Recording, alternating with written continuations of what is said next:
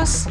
Bueno, deciros que soy socia de un instituto científico que se llama Deep Science Ventures, donde jóvenes graduados en las ciencias, en ingeniería, proponen sus tesis doctorales para convertirse en empresas. Y todos los que estáis aquí, si os encontráis en ese momento, es lo que debéis hacer, porque el mundo va a cambiar, el mundo va a ser menos y menos académico y se va a convertir en un mundo de más y más acción. Mi carrera siempre ha sido en tecnología y, de hecho, creé la primera plataforma de inteligencia artificial de la industria del móvil, de la que fui pionera, si alguien se acuerda de lo que era WAP. Un saludo a todos los que os conectáis desde en línea. Y la primera cosa que quiero explicar es que en la nueva década que comenzamos vamos a encontrarnos en un momento de la tormenta perfecta. Es decir, tenemos las tecnologías, tenemos las ciencias, las ingenierías, los ordenadores por fin tienen esa potencialidad de capacidad de computación y entonces la humanidad va a crecerse, la humanidad va a entrar en una era de esplendor porque vamos a empezar a darnos cuenta que tenemos en nuestras manos lo que nos permite crear valor, la sociedad del futuro. Es en esta década y no en las anteriores. Y cuando la gente se pregunta por qué trabajamos todos en tecnología, qué es lo que nos lleva a crear todo este tipo de tsunami digital, se olvida de que la humanidad realmente se ha convertido en quienes somos y hemos descubierto las geografías y hemos creado las medicinas, las ciencias, porque los científicos en nuestro interior, los humanos, somos exploradores. Seguro que no sabéis quién es este señor, pero si yo hago esto, ya sabéis quién es, ¿no? Darwin, que siempre le ponen esta foto de viejo decrépito, pero en realidad cuando Darwin tenía 22 años fue cuando se embarcó por 5 años circunnavegando y estudiando los fósiles, las plantas, lo que fue luego el corpus de esa teoría del evolucionismo, cuando era joven, que es como ahora mismo sois todos. ¿Y por qué vamos a Marte? Porque seguimos explorando, porque dentro del ADN humano está el explorar, el ir hacia adelante. Y bueno, Humboldt y Blanchard, que aquí parece que están en una portada de GQ, pues realmente lo que estos hicieron fue el subirse a los volcanes, a las montañas de miles y miles de metros en Centroamérica sin oxígeno. Probaron en sus propios cuerpos el efecto de la pérdida de oxígeno a gran altura. O sea que, aparte de ser aventureros, exploradores, desarrollaron trabajo para las ciencias, que es lo que hacen los astronautas ahora mismo en la Estación Espacial Internacional. A veces hasta se autousan como conejillos de Indias, en nombre de la ciencia, en nombre del progreso. Ahora mismo, en el mundo de las ciencias nos encontramos en un instante en donde estamos casi desbordando los paradigmas del siglo XX. Es decir, estamos llegando a conseguir cosas que hace 10, 20, 30 años ni se podían imaginar. Por ejemplo, estamos encontrando nuevas moléculas, nuevas estructuras a nivel subatómico de las moléculas.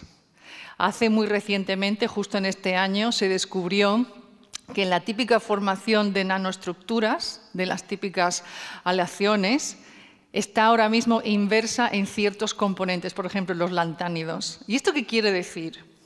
Esto quiere decir que eso siempre ha sido así, pero que ahora que tenemos la tecnología es cuando lo podemos ver. Si miramos a nuestro alrededor, la abundancia del universo nunca ha dejado de disminuir, sigue creciendo. Lo que pasa es que ahora podemos detectarla, podemos clasificarla, nos damos cuenta de lo que hay allá afuera, de la potencialidad del momento que vivimos. La gente que estudia entomología sabe que solo hemos catalogado entre un 15 y un 20% de los insectos que existen. O sea, es brutal.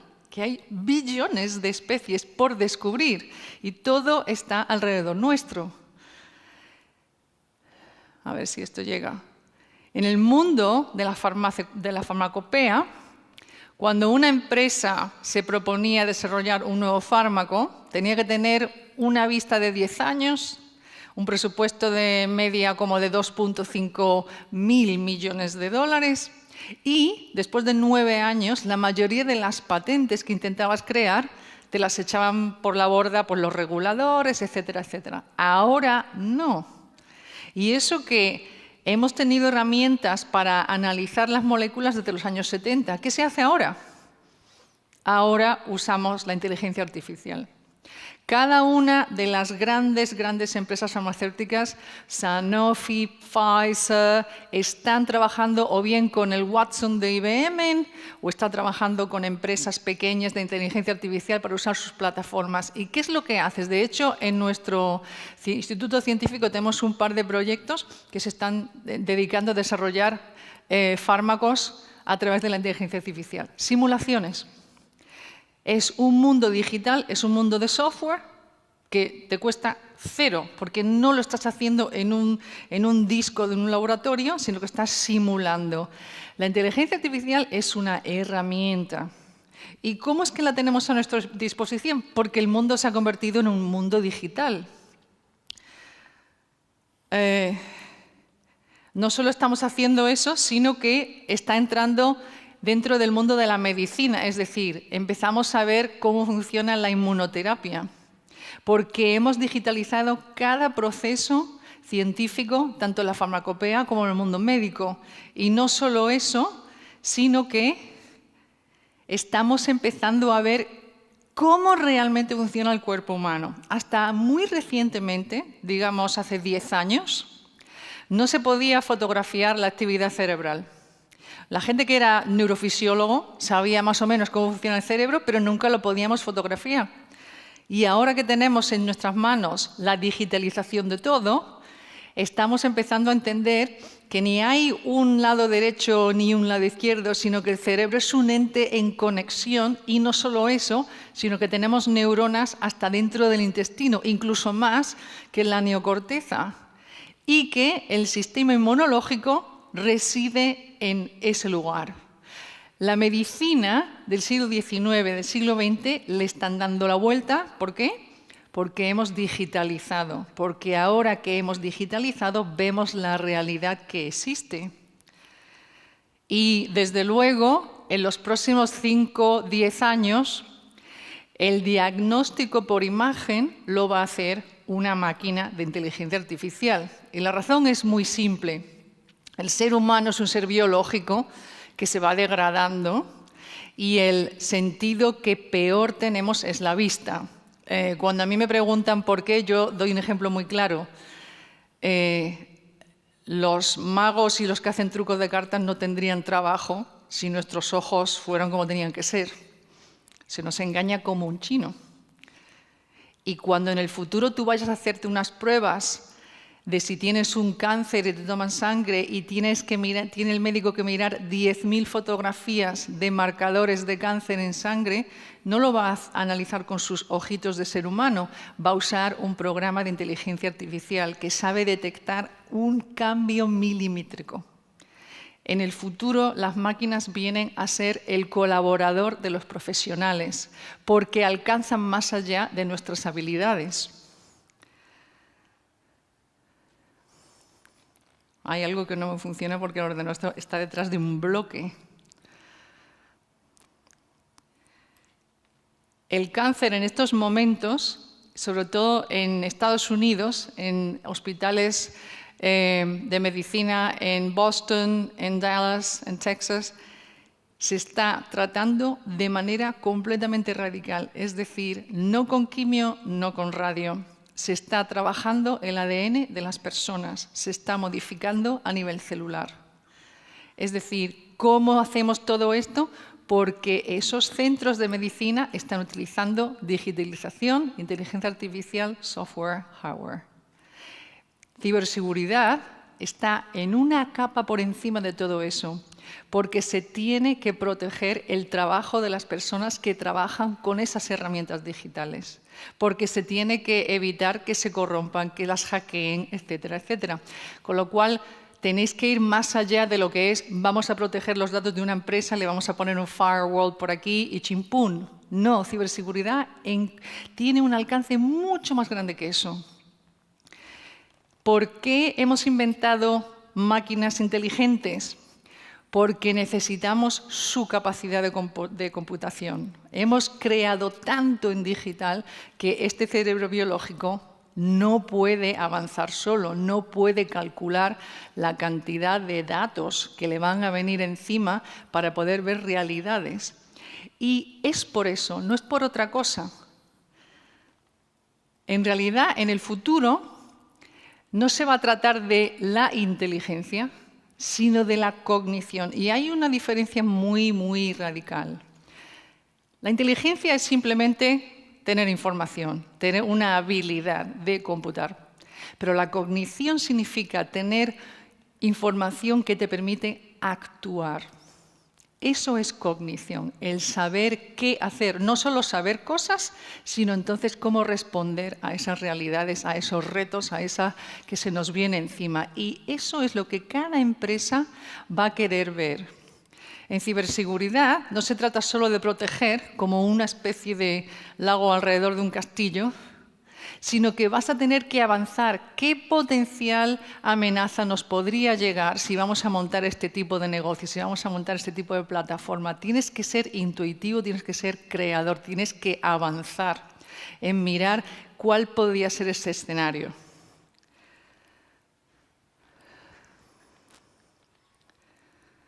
¿Me podéis mover el ordenador para que reciba la señal? No sé detrás de lo que está. Esta es una de las imágenes a la que me refería antes. Cuando pensamos, cuando aprendemos algo nuevo, nuestras neuronas se encienden y cuando ese pensamiento empieza a forjarse en un conocimiento, se empiezan a unir y crean a llegar sinapses. Estas imágenes no se podían conseguir hace 7 años.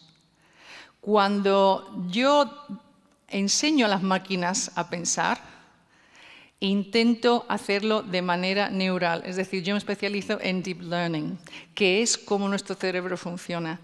Gracias a esas imágenes, muchos de los que trabajamos en deep learning hemos empezado a aprender que los algoritmos del cerebro son flipantes e incluso mejores de lo que nos imaginábamos.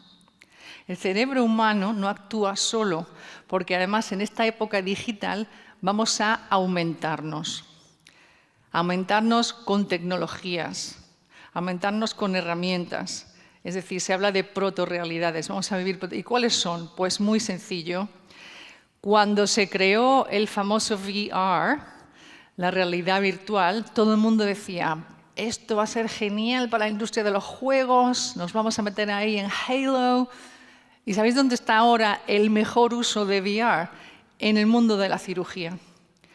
Ahora mismo, cuando tienes algo súper complicado de hacer manualmente, si lo ensayas virtualmente y te vas a hacerlo de verdad, se ha notado un aumento en el éxito de las cirugías complicadas. El VR está metido ahora en los hospitales. Este casco es un casco de realidad aumentada. Captura imágenes, filma, recobra información y te la presenta en una pantalla. ¿Y para quién está hecho? Para ingenieros que van a visitar las obras. Y cuando te metes en una obra a andar por un sitio que obviamente no está estable, pues necesitas tus manos para agarrarte, para hacer otras cosas en vez de llevar libretas. Y este casco se vende, se usa. Empezamos a sentirnos que podemos aumentar nuestras capacidades, tanto a nivel de software, como he explicado antes, como a nivel de hardware. Todo eso tiene transmisión de datos. Los datos se tienen que proteger, los datos tienen que estar íntegros, la transmisión tiene que legitimizarse. ¿Y dónde necesitamos que los datos sean legítimos y sin corrupción? En todas las telecomunicaciones. Y ahora las telecomunicaciones desde hace 20 años, 30 años, son desde satélite. Pero es que esto va a aumentar incluso más. Si seguís la industria espacial, desde febrero a abril e incluso en octubre se han estado lanzando constelaciones de nanosatélites para que empiecen a emitir señales de Wi-Fi de alta banda en territorios como los desiertos, el mar, donde antes no había ni 3G, ni 4G, ni nada. El mundo va a convertirse en un hervor de datos que vienen en todas las direcciones. La infraestructura espacial se potencia no solo en las telecomunicaciones, sino que incluso la ESA, la Agencia Espacial Europea, NASA, la Agencia de China, los japoneses, estamos todos trabajando en el establecer una presencia humana en la Luna. ¿Para cuándo? Para dentro de 5 años, en el 2025. Esta imagen no es un dibujito ni un prototipo para una película.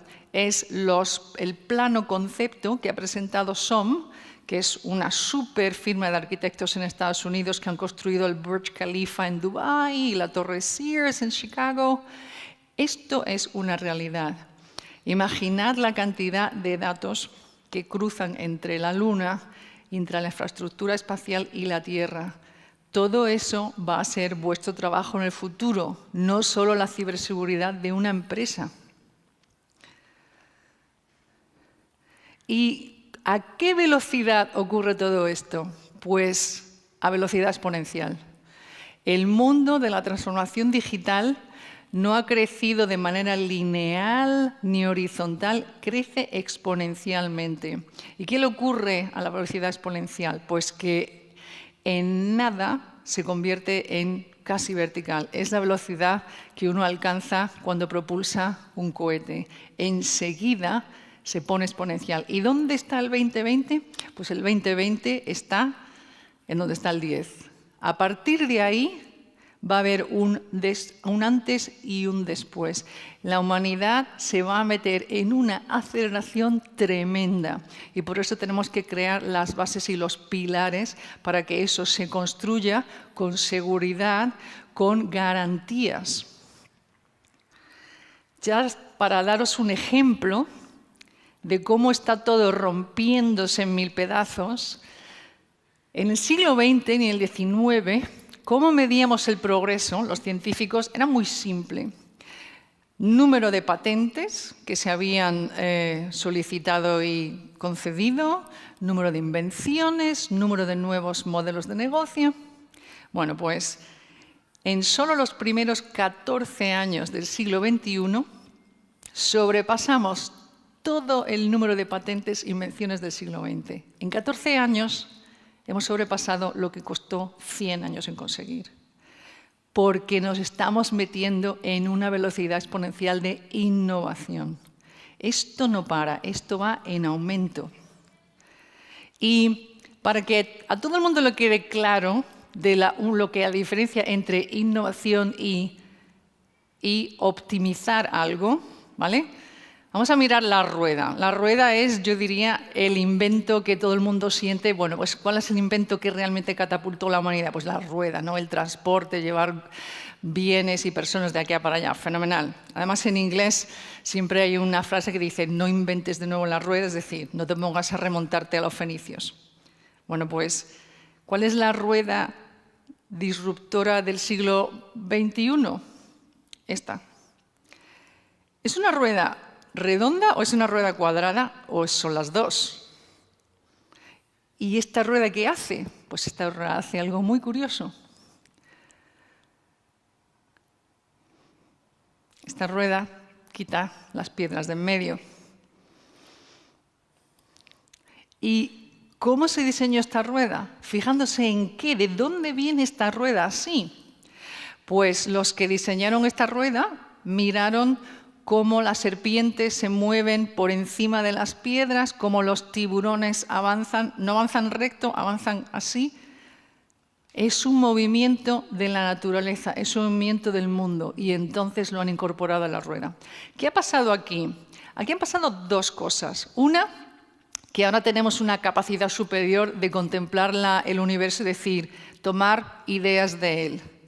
Pero la más importante es que estos chicos jóvenes que lo inventaron, que no tienen más de 25 o 27 años, no les importó meterse a disrumpir el elemento sagrado, la rueda. Bueno, pues ellos dijeron, sí, ahora te voy a dar yo una rueda, vamos a hacerla cuadrada. Esa es la actitud de la innovación en el siglo XXI, esa valentía de decir se puede mejorar, incluso se puede completamente cambiar. Y para que os deis cuenta de dónde sale esto, hay un hecho que es verificable, que es cada transformación de la sociedad ha empezado con un hecho muy pequeño, con una conversación. Las grandes empresas que se han creado, que han disrumpido, empezaron con un pequeño dibujito, le cuentas a alguien, oye, yo estaba pensando, y de buenas a primeras eso crece y crece y crece. Bueno, pues para que lo veáis, la digitalización del mundo empezó el 30 de abril del 93. Lo veis ahí escrito con rotulador rojo. Esas 2 paginitas llegaron por fax a la oficina del banco americano donde yo trabajaba en Zurich como analista, Goldman Sachs.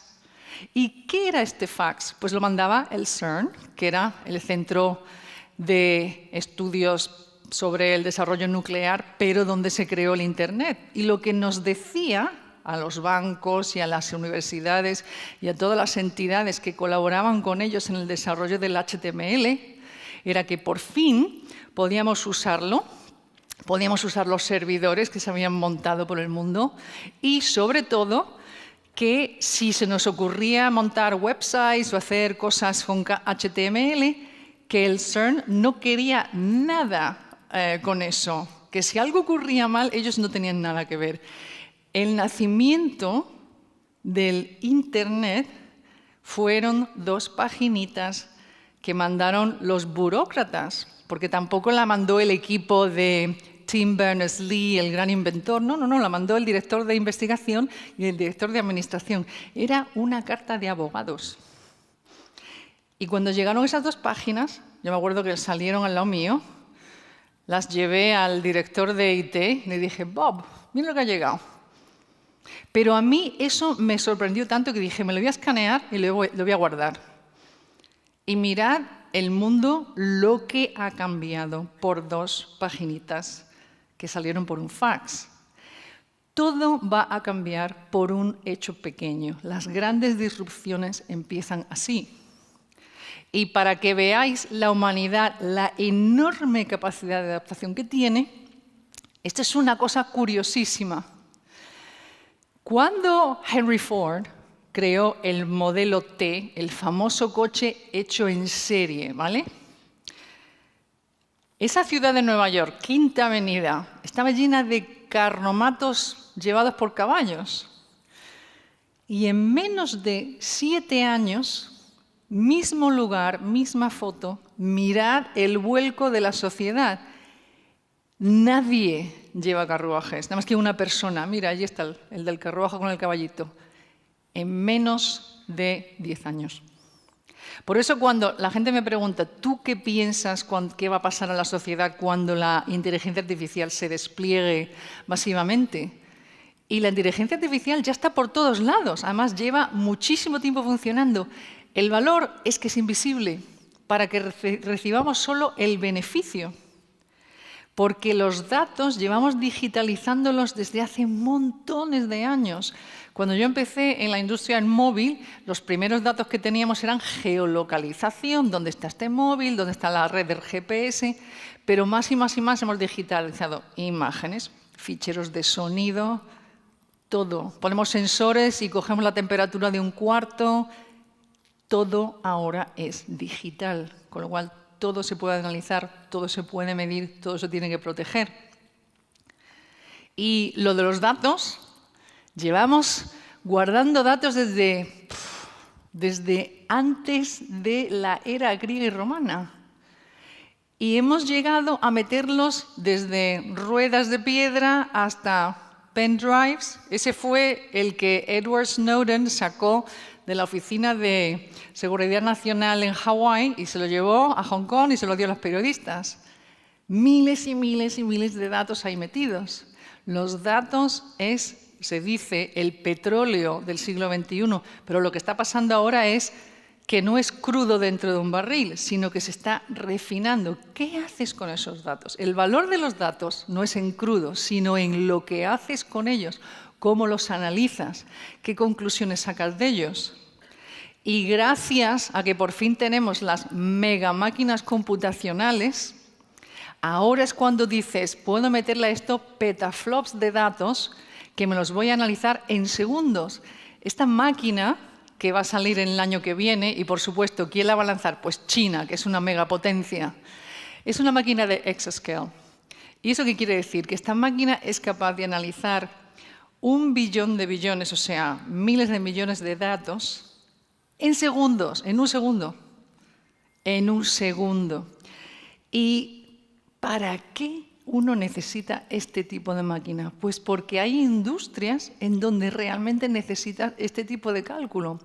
Meteorología, el mundo del petróleo, cuando estás intentando analizar si vas a meterte a cavar un agujero y sacar petróleo, qué otros químicos hay por ahí, qué potencialidad tiene en la mina. Esos son miles y miles de datos que necesitas saberlo en el instante. Logística. Es una de las industrias que más potencian este tipo de megacálculos. Y, por supuesto, el nacimiento de la supermáquina, las máquinas quantum. Para que os hagáis una idea, los que no sabéis este tipo de máquinas qué es. Es una máquina típica del siglo XXI, es decir, les da una patada a las otras. ¿Cómo? Porque una máquina quantum está creada bajo el paradigma de las partículas atómicas. O sea, no es un 1 o un 0.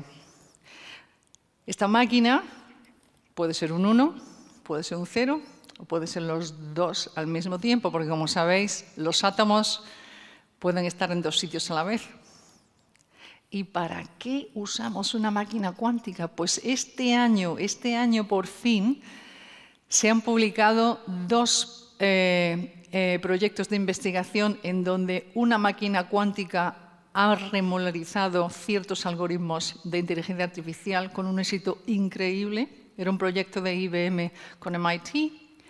Y al mismo tiempo, ciertos algoritmos de Deep Learning han aumentado la capacidad de la máquina. Ahora mismo, como explicaba antes, es la tormenta perfecta. Todas las ciencias, todas las ingenierías están ayudando las unas a la otra. Este que era un proyecto de IBM, que sigue siendo un proyecto de investigación, y por cierto, os confirmo que IBM está encantado de que cualquier empresa, proyecto universitario, use las maquinitas, y les tenéis muy cerca. Hay un equipo de Quantum en Múnich y hay otro en New Jersey. ¿Esto dónde va a llegar? Pues no lo sabemos, pero es una potencialidad gigante. Y el Big Data ya no es big, es un océano, porque todo es digital. Todo es digital. La inteligencia va a seguir aumentando. En los años 50, que es cuando empezamos a programar las máquinas, a que pensaran, ¿qué es lo que hacían estas máquinas? Pues hacían estadística. El mundo de la inteligencia de la máquina empezó con la estadística. Y después, en los años 60, 70, a planear escenario. Es decir, si nos metemos en esta región a vender, ¿qué puede pasar?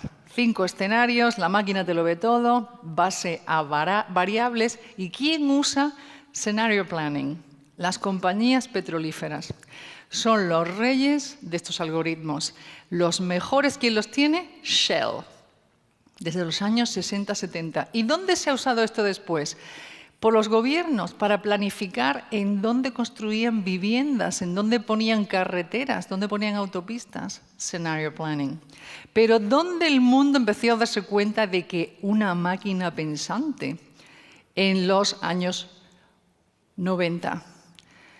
Cuando Amazon puso el algoritmo de la gente que compró este libro también compró el otro, que ese algoritmo se llama un filtro colaborador, el nacimiento de la personalización, ese fue el algoritmo que yo hice para el mundo móvil, ahí la gente empezó a notar cómo es que una máquina sabe lo que me gusta. Exacto.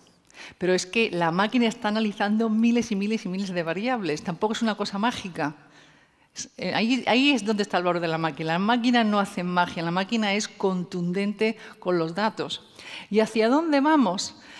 Hacia que las máquinas están llevando a cabo labores autónomamente sin intervención de un humano, como por ejemplo el software en todos los aeropuertos del mundo que le dice al piloto, mira, tu gate es el 42 o el 57. Eso no lo hace una persona, se volvería loco. Eso lo hace una máquina en todos los sitios. Y después a predecir. Una de las cosas que hacemos en el mundo de los mercados o en el mundo de cuando analizas comportamiento de usuario, vamos a predecir el comportamiento de la gente, pues tienes predicción en el algoritmo, lo estás entrenando para que prediga y prediga mejor, hasta que llega un momento en que la máquina llega a tener conciencia situacional, es decir, sabe en ese contexto qué tiene que hacer. En realidad, la humanidad, en el nuevo década del 2020, va a ser menos de computar con sus cabezas humanas y va a tener que usar su inteligencia abstracta. ¿Qué es? La intuición, la creatividad, la sociabilidad, saber trabajar en un equipo, pensar con un pensamiento de cielos azules. Porque cuando necesitas hacer cálculos, tienes una máquina, te lo va a hacer toda la máquina. No hay vergüenza en ello. Nos vamos a potenciar de manera creativa. Y cuando nuestro amigo perdió, Kasparov, contra la máquina de IBM, yo conocí a Gary Kasparov el año pasado en marzo, hablamos los dos juntos en Copenhague en un evento de inteligencia artificial. Es una persona muy humana y muy amable, os animo a que leáis sus libros. Él dijo, ¿nadie se acuerda que el primer año gané yo? Pues sí, la verdad, nadie se acuerda, porque todo el mundo se acuerda cuando perdiste, que aquello fue el desastre de la humanidad, porque todo el mundo dijo, oh Dios mío, las máquinas nos van a sobrepasar. Fue una paranoia tremenda. La realidad es que bendito sea que esa máquina le ganó, porque la máquina demostró que está a nuestro servicio, que nosotros no estamos diseñados para tener ese cerebro computacional. ¿Cuándo haces que una máquina te ayude a analizar datos? El menú es increíblemente extenso. Hay como 189 algoritmos clasificados en librerías con sus nombrecitos, unos nombrecitos muy poéticos, Random Forest. No sé si alguno trabajáis en inteligencia artificial.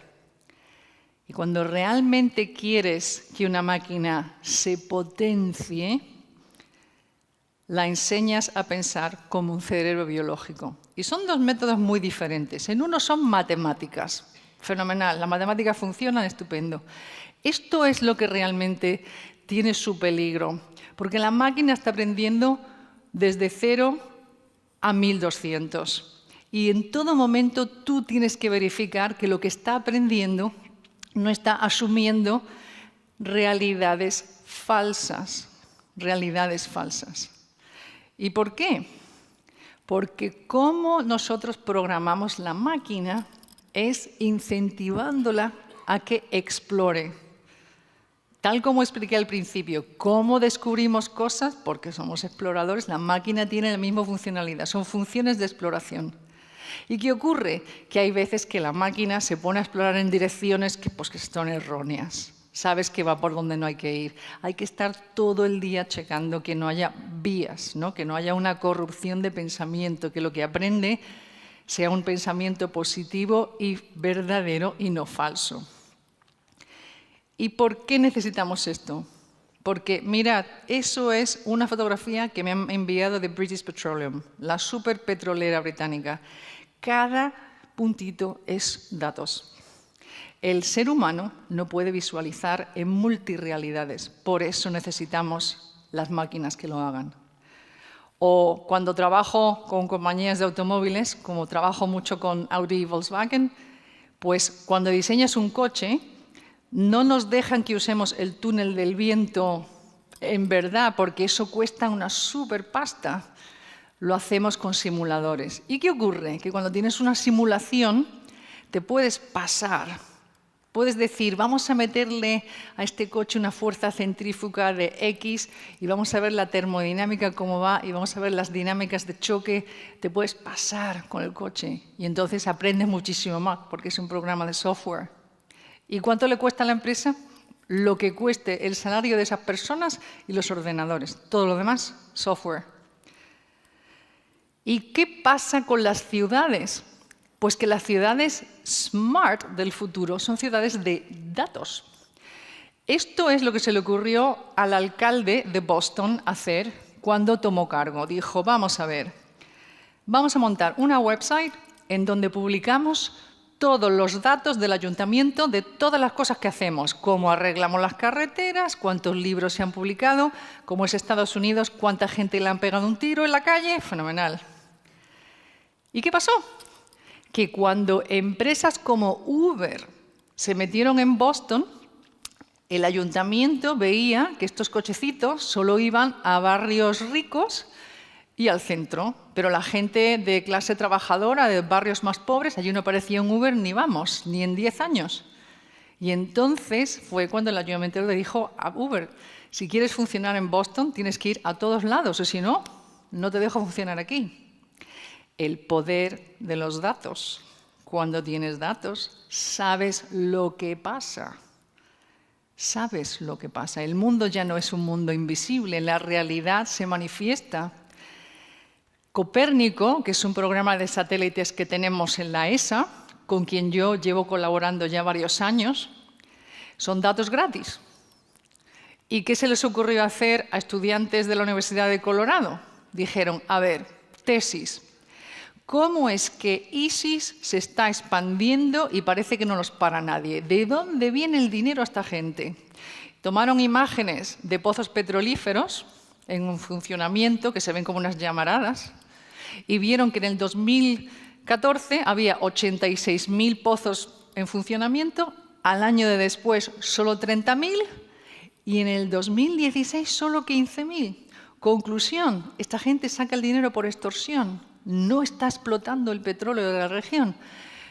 Terminaron su proyectito, lo mandaron a Langley, a donde está la CIA, y los de la CIA fliparon, porque nunca se habían puesto a analizar datos de satélite con este tipo de creatividad. El mundo de los datos te abre unos horizontes increíbles de potencialidad.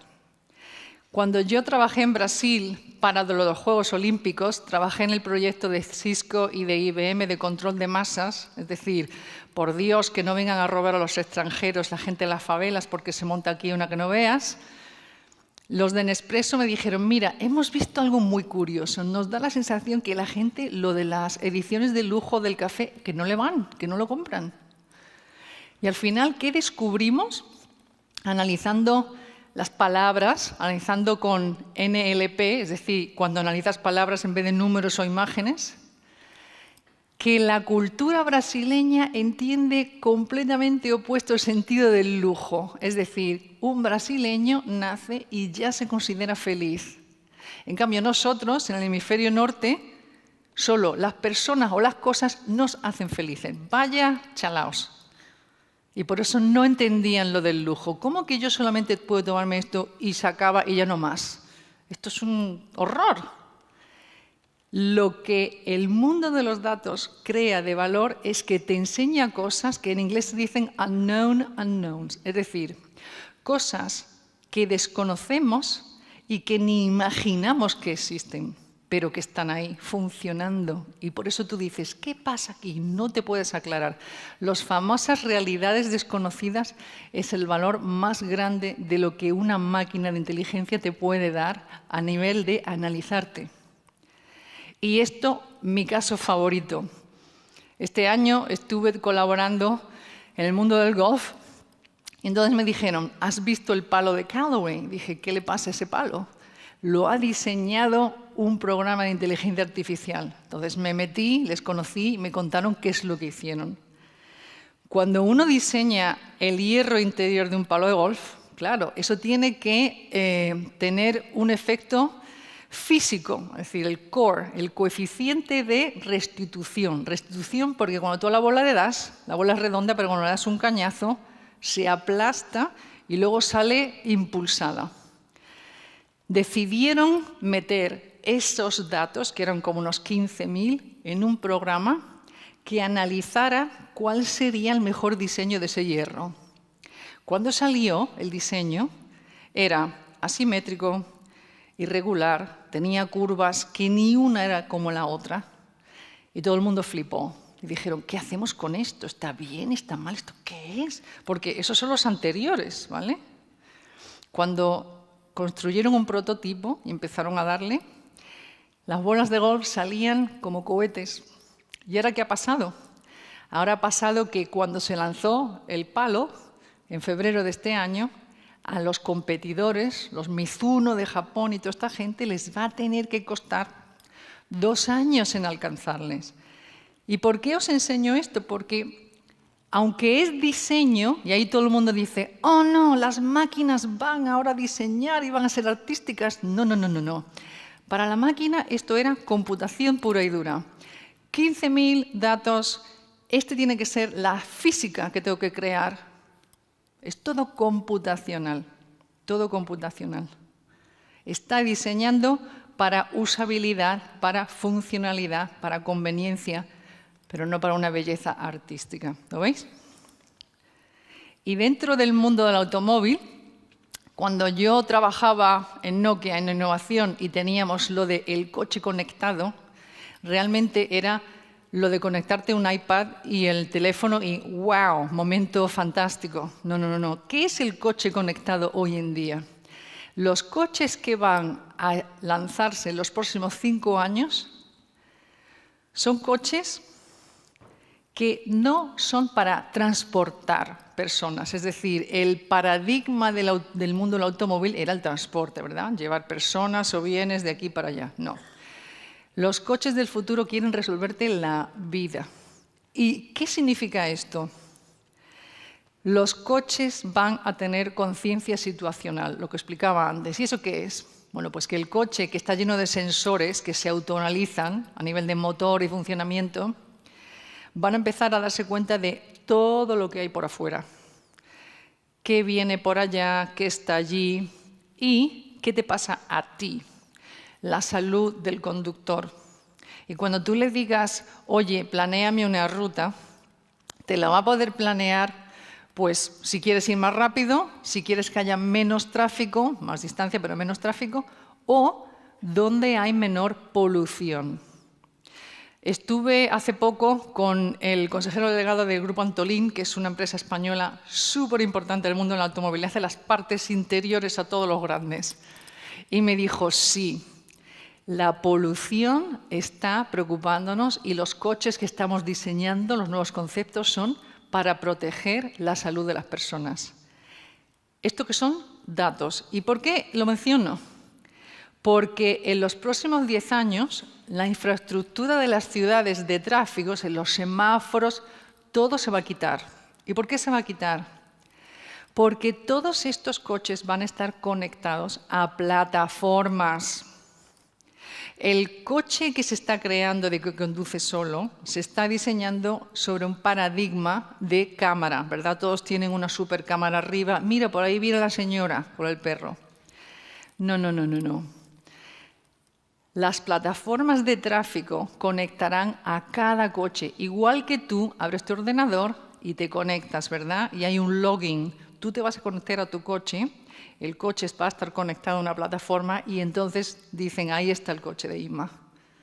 Y por donde vas circulando, como estás conectado a una plataforma, el coche sabe todos los otros objetos dónde están, no porque los vea, sino porque está conectado a una plataforma. Imaginad los datos que se van a generar de esto. Imaginad lo importante que va a ser proteger que no haya corrupción. Un hacker se va a meter ahí y dice, voy a hacer que se choque todo el mundo. Esto es una mina de oro para la ciberseguridad. Y la siguiente, y la más importante, es nuestra identidad digital. Ahora mismo, la Unión Europea, yo trabajo en un comité de Big Data, en lo que estamos mirando es el concepto de ciudadanía digital en el sentido de que tú tienes un perfil digital y cuando tú te metes en una website, quien tú eres es quien tú eres y no una persona que ha usurpado tu personalidad. ¿Y por qué es importante? Porque hay muchas empresas que están trabajando en dedicarse a descubrir si cuando tú te abres una cuenta de banco en un nuevo banco digital, o si te estás usando un Fitbit, o estás usando un móvil, o tu coche pone gasolina en un sitio para electricidad, todos esos datos representan tu uso de los valores digitales y significa que lo estás usando tú y no un extraño. Es decir, a la capa de identidad que te da un gobierno, pasaporte, y la capa de identidad que te creas tú con algo que conoces, mi email y una contraseña que me invento, más luego biométrico, la nueva capa de datos es todos los datos que los objetos de IoT estén emitiendo. Vais a tener trabajo para 500.000 años, porque imaginad verificar que esos datos son los que son y que son verdaderos, que tienen integridad, es decir, que yo realmente use ese cajero automático con mi tarjeta, que yo realmente usé mi Fitbit el martes para correr por el río y que de eso va a formar parte de quién soy yo y va a estar garantizado. La Unión Europea tiene un objetivo que es en los próximos 5 a 10 años todos vamos a tener no un pasaporte de papel, eso se va ya a tirar, sino una identidad digital que va a estar alimentada de todos esos datos que os he mencionado. Y la inteligencia artificial va a más, no solo ya a calcular. Simon, que es el robotito que hemos creado en la Agencia Espacial Europea, es un robot que hemos metido en la gran ISS, en la espacial, no me cuesta mucho hablar en español, en nuestra superestación espacial. ¿Y de qué se encarga? Se encarga de controlar el nivel emocional de los astronautas, de ayudarles con tareas por voz, activación de voz, y también flota, porque nos hemos dado cuenta que si ya es difícil para los humanos el moverse por la estación, pues un robot iba a chocarse con todo. Y está ahí para aprender a conocerse emocionalmente con los astronautas. Y es el primer robot de inteligencia artificial que tiene esa misión, el aprender la basculación emocional que una persona tiene de trabajar ahí con dificultades, cansado, 6 meses ahí metido en esa caja de sardinas, y es un primer proyecto. ¿Por qué? Porque donde nos lanzamos la humanidad es al espacio. Os animo a que cuando consideréis vuestra carrera en ciberseguridad, pensad en venir a la Agencia Aeroespacial, al parque empresarial que existe en España de misiones espaciales, de negocios, de telecomunicaciones, de sistemas, porque si hay datos en la Tierra, los datos que manejamos en la industria del espacio son brutales, brutales. Y de hecho, en España tenemos un liderazgo tremendo. En Elche tenemos uno de los mejores microlanzadores que hay en Europa y en el mundo, PLD Space, una startup de gente de menos de 30 años. Y el mejor telepuerto del mundo se lo acaban de dar al telepuerto que hay en Santander. Hoy en Sevilla están reunidos todos los representantes de todas las agencias europeas espaciales, pero también todos los ministros y el ministro Pedro Duque, porque se está decidiendo el futuro de Europa en el espacio. Así que os animo a que también consideréis la industria aeroespacial para vuestra futura profesionalidad. Y muchas gracias a todos. Si hay cualquier comentario, no una pregunta, pero algo que os haya hecho pensar, de decir, bueno, pues esto, ¿qué tal? Por favor, levantad vuestra mano, tenemos micrófonos. Mira, allí hay uno, en el centro.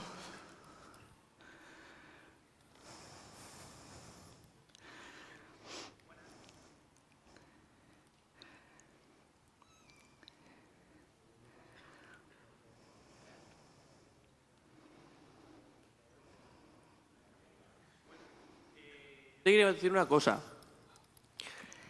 Tú has dicho que con lo de los coches en Boston, creo que era, Sí. querían quitar todo lo que eran los semáforos, etcétera.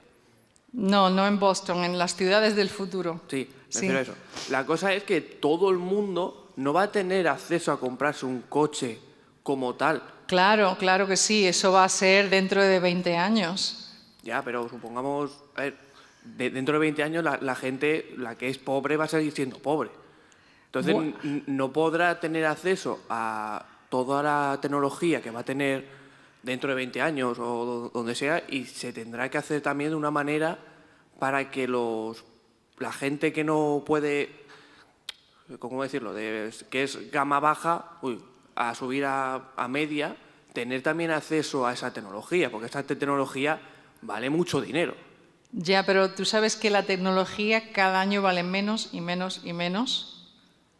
Así es la tecnología y tiene más y más y más potencialidad. O sea, para darte un ejemplo, cuando yo monté mi primera startup, en el año 2000, los servidores que teníamos que alquilarle a los de Sun Microsystems, yo tuve que gastarme 800.000 euros al año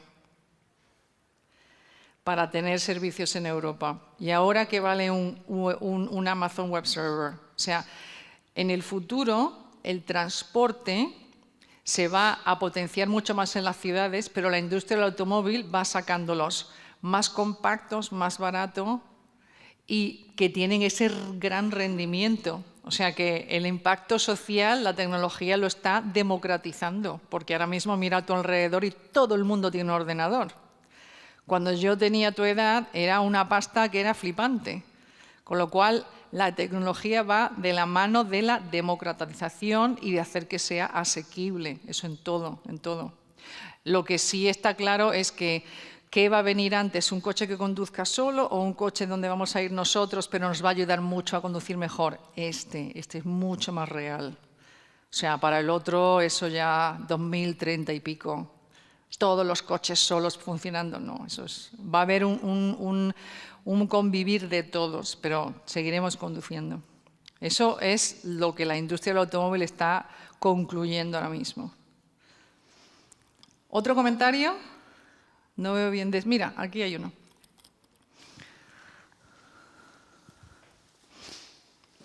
Buenos días. Mi nombre es Joaquín Vila, soy cofundador de una startup aquí en Valencia. Nosotros lo que hacemos es una aplicación, una plataforma que cubre el ciclo completo de los activos digitales de las empresas. Y estabas comentando, bueno, de hecho nosotros también trabajamos con Amazon para todo el tema de volcado de datos. Tenemos un PERC, es lo que comentabas tú de lo que te costaba antes y lo que cuesta ahora montar una startup y el apoyo que se puede tener. Pero has comentado el tema de IBM para utilizar máquinas. Nuestro siguiente paso a medio plazo es entrar dentro del tema de inteligencia artificial para contenidos digitales. ¿Dónde debemos hacer el paso o con quién debemos hablar o cuál sería nuestro siguiente paso? Por cierto, creo que ha venido alguien de Demium Startups, nosotros salimos de la incubadora de Demium. ¿La incubadora de? Demium Startups. Ok. Hay montones de plataformas de digitalizar valores y de manejarlos para lo que tú necesites, para marketing sobre todo hay miles, para análisis de datos pues tienes para visualizar, Tableau, o sea, las herramientas están por ahí. Incluso si las quieres de código abierto, de código de OS, pues también las tienes gratis. Lo que tú tienes que tener es un equipo que sepa adaptarlas a tu producto, porque son neutrales y luego tú tienes que adaptarlas a tu negocio. ¿Y qué es lo que ocurre? Pues que, por ejemplo, los equipos de marketing han tenido que crear ese nuevo rol del famoso, ¿cómo se dice?, un hacker de marketing. Es decir, te está creando pequeños algoritmos de ver cómo funcionan todas tus campañas y la va ajustando el precio al milímetro hasta que ya tienes 0,0. Lo que tú te gastas, lo consigues, ¿no? Pues eso en todo. Uno tiene que tener equipos dentro de la empresa que sepan adaptar las herramientas que existen a realmente el negocio tuyo, de lo que sea, de lo que sea. Yo menciono el caso de IBM, es que IBM tiene mucho interés tanto para Watson como para Quantum de colaborar con empresas, con proyectos, porque lo que quieren es que esta máquina funcione. La máquina es como una máquina que está aparcada ahí, si no le metes datos, pues no sirve para nada. A ver, no veo muy bien. Ah, aquí.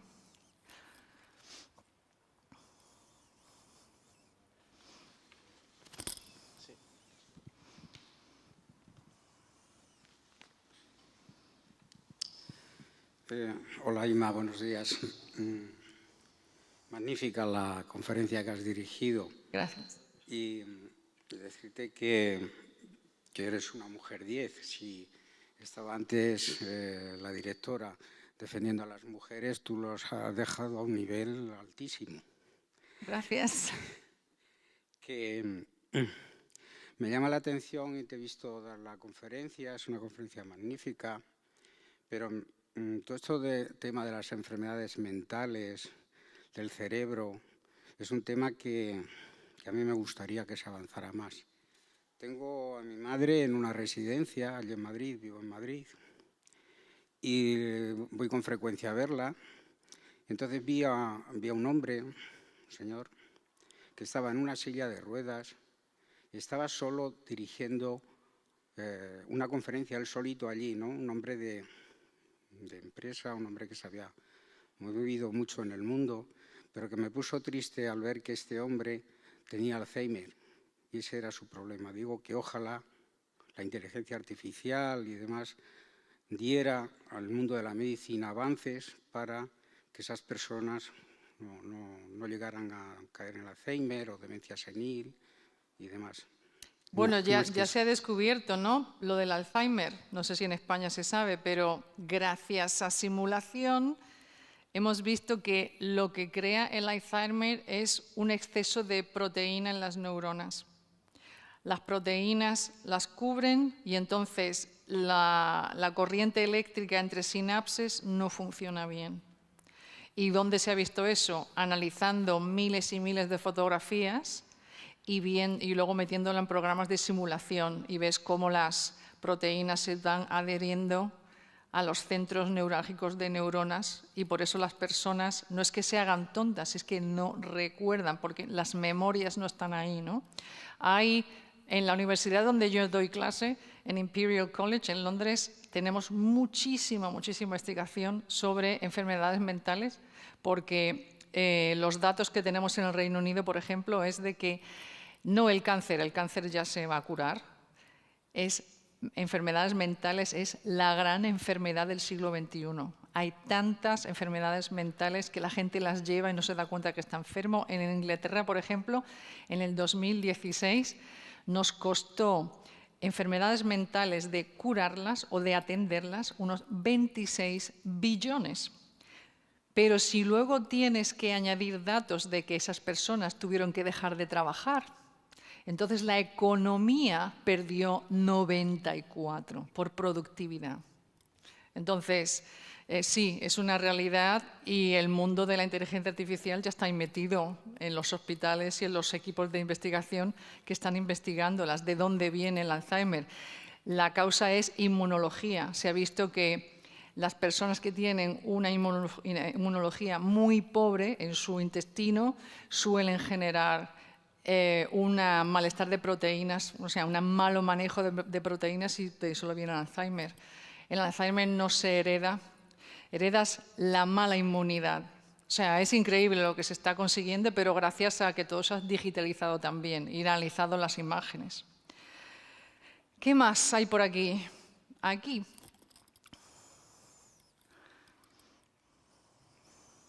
Hola, buenos días. Buenos días.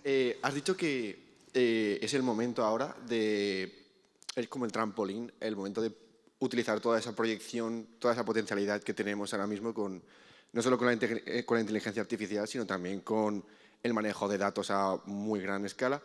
Mi pregunta va sobre que también sería el momento de establecer límites morales y éticos para ese uso de datos y de inteligencia artificial. Pero no sé nada sobre si se está haciendo, ¿se está regulando de alguna forma en Europa? A ver, yo te cuento. ¿Os suena el directivo de Protección General de Datos que salió el 25 de mayo del año pasado, ¿no? El GDPR. Vale, pues ese comité donde yo estoy metida, lo primero que hizo fue por el principio, que quien tenga datos de personas los tiene que tener legalmente, ¿vale? Esa es la base. Y ahora, ¿en qué estamos trabajando? Y por eso, ¿por qué estoy yo ahí metida? Porque, claro, no es solo que las empresas tengan datos sobre nosotros, bien, es cómo los usan contra nosotros, ¿vale? Entonces, hay varios algoritmos que están por ahí, y cuando digo por ahí, pues sabéis que están en Facebook, que están en YouTube, que están en Google, y que discriminan a las personas, te hacen meterte en recovecos que no deberías. Por ejemplo, el famoso algoritmo de YouTube que tú dices, quiero ver un vídeo de TED sobre inteligencia artificial. Ese es un algoritmo de cluster. Entonces, el primer vídeo es de TED y es de inteligencia artificial. El segundo es de TED, pero no es de inteligencia artificial. El tercero ya ni es de TED ni es de inteligencia artificial. Y el cuarto es una aberración que tú dices, ¿cómo estoy viendo yo esto? ¿Vale? Entonces, esa es la nueva regulación que estamos trabajando. La Unión Europea tiene mucha mayor conciencia social que, por ejemplo, en Estados Unidos, donde los consumidores tienen muy pocos derechos, ¿vale?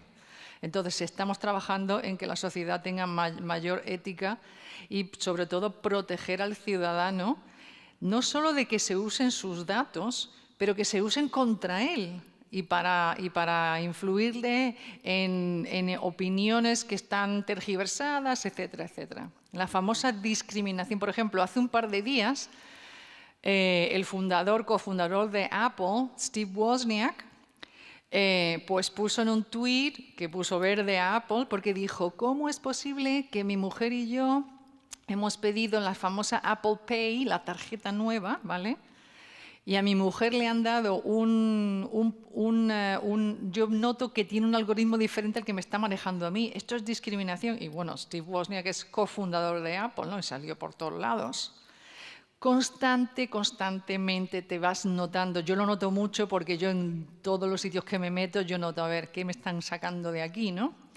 Pero la gente de a pie no se da cuenta, no se da cuenta. Y esto ya no es ni fake news en tu feed de Facebook, esto es conciencia de qué está pasándome a mí, en dónde puedo confiar. O sea que la discriminación de algoritmos está ahora mismo metida dentro de un grupo, la Unión Europea, que los vamos a intentar sacar como regulación en un par de años, ¿no?